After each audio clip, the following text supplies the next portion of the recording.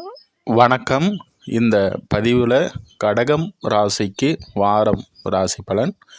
உங்களுடைய ராசியில் சந்திரன் செவ்வாய் இணைவு, சந்திரன் ஆட்சி பலம், செவ்வாய் நீச்சம், நீச்சபங்க அமைப்பும் செவ்வாய் அடைகிறார். அதே போல் சந்திரமங்கல யோகமும் இங்கே இருக்கிறதுனால உங்களுடைய ராசிக்கு அதிபதி பலம் பெற்று அமர்றாரு.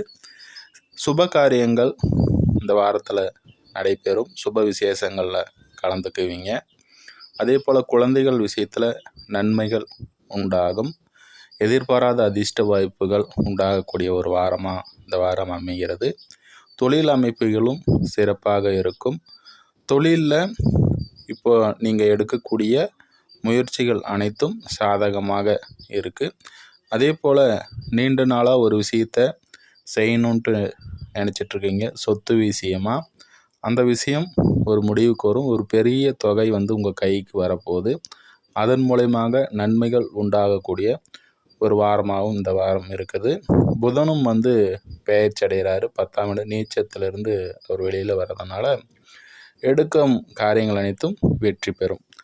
அதே போல் இந்த வாரத்தில் பார்க்கும் பொழுது சுக்கிரனுடைய அமைப்பும் சிறப்பாக இருக்குது. கடந்த வாரத்தில் சனி சுக்கிரன் இணைவு பெற்று 9ஆம் இடத்துல அமர்ந்துறாங்க. இப்போ ராகு சுக்கிரனை விட்டு விலகி இருக்கிறதுனால விபத்துகள், கண்டங்கள் இது போன்ற அமைப்புகள்லையும், அதே போல் தனவரவு தனலாபம் உண்டாகக்கூடிய ஒரு வாரமாகவும் இந்த வாரம் இருக்குது. கொடுத்த பணமும் திரும்பி உங்களுக்கு வரக்கூடிய ஒரு அதிர்ஷ்டகரமான ஒரு அமைப்பெல்லாம் இந்த வாரம் உண்டு. தகப்பனார் வகையிலும் ஆதாயங்கள் உண்டாகக்கூடிய ஒரு அமைப்பாக இந்த வாரம் அமைகின்றது.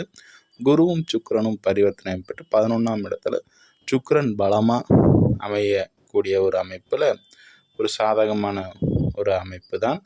அதே போல் இந்த ராகு கேது பெயர்ச்சி உங்களுடைய 2ஆம் இடத்துல கேது, 8ஆம் இடத்துல ராகு. குறிப்பாக ஒரு பிரச்சனை நீங்கிருச்சு, அட்டம சனி நீங்கிருச்சுன்ட்டு நம்ம நினச்சி ரிலாக்ஸாக இருந்தால் 8ல் ராகு வரார், 2ல் கேது வரார். இது ஒரு எதிர்பாராத ஒரு அமைப்பு தான். 8ஆம் இடத்துல ராகு இருக்கிறது. அதே போல் கேது 2ஆம் இடத்துல தனப்புழக்கத்தை குறைச்சிருவார். 2ல் வரக்கூடிய கேது அது குடும்பத்தில் பேச்சுவார்த்தைகள் குறையக்கூடிய ஒரு அமைப்பையும் தருவார். அதே போல் 8ல் ராகு, சனி நல்ல இடத்துல தான் இருக்கிறாரு. வழக்கு சம்மந்தப்பட்ட விஷயங்களில், அதே போல் எதிர்பாராத சில விஷயங்களில் கொஞ்சம் கவனமாக இருப்பது நல்லது தான். குரு பெயர்ச்சி கூட உங்களுக்கு சாதகமாக இருக்குல்ல. 12ஆம் இடத்துல குரு வராரு. 11ஆம் இடத்துல இருக்கிற வரைக்கும் ஒரு சில வாரங்கள், சில மாதங்களாகவே குரு சுக்கிரன் பரிவர்த்தனை அமைப்பெற்று இருந்தது. உங்களுக்கு சாதகமான ஒரு அமைப்பில் இருந்தது. இருந்தாலும் அவர்களுடைய நடப்பு தசாபுத்தி அமைப்பின் பிரகாரம் சாதக பாதகம் இருக்கும். என்னதான் இருந்தாலும் சனி விலகிட்டது ஒரு ஆறுதலான ஒரு விஷயமாக நம்ம பார்க்கலாம். அடுத்ததாக சிம்மம் ராசியில் சந்திப்போம் நண்பர்களே. நன்றி, வாழ்த்துக்கள்.